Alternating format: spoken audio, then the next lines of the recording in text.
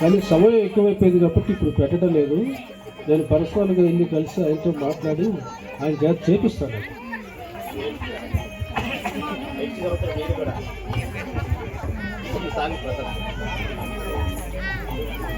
శుక్లాంబరధరం విష్ణుం శశివర్ణం చతుర్భుజం ప్రసన్నవదనం ధ్యాయే సర్వవిఘ్నోపశాంతయే. అంటే మన ప్రతి పనికి కూడా మనం వినాయకుని పూజించి మాత్రమే అడుగు ముందుకేస్తామండి.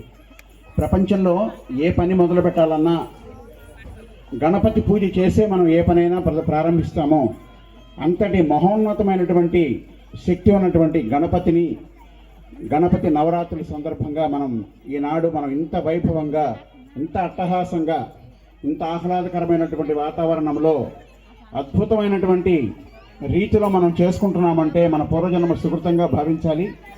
ఎందుకంటే భగవంతుని గురించి మనం ఒక ఆలోచన చేయాలి అంటే భగవత్ సంకల్పం ఉంటేనే జరుగుతుందండి.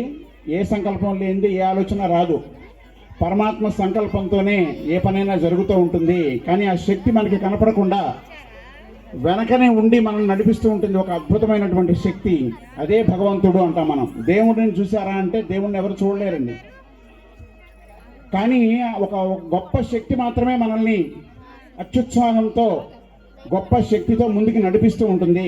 అదే దైవం.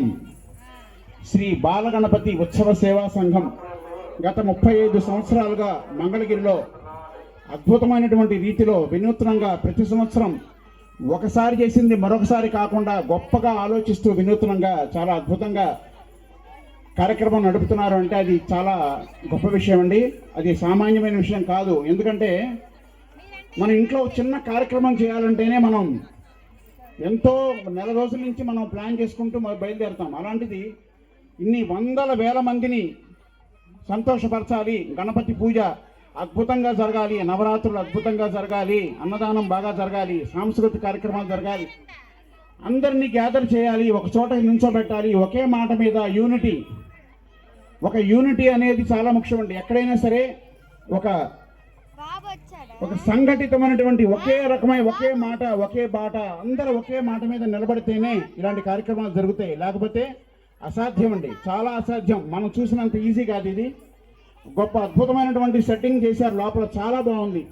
వారాహి అమ్మవారి విగ్రహాన్ని చూస్తే ఒళ్ళు జలతరిస్తూ ఉంటుంది మనకి. కేదారేశ్వర జ్యోతిర్లింగం, అలాగే మహాగణపతి యొక్క విగ్రహాన్ని చూస్తే అసలు మనకి అక్కడే ఉండాలనిపిస్తుంది. అంత బాగుంది విగ్రహం, చాలా అద్భుతంగా ఉంది.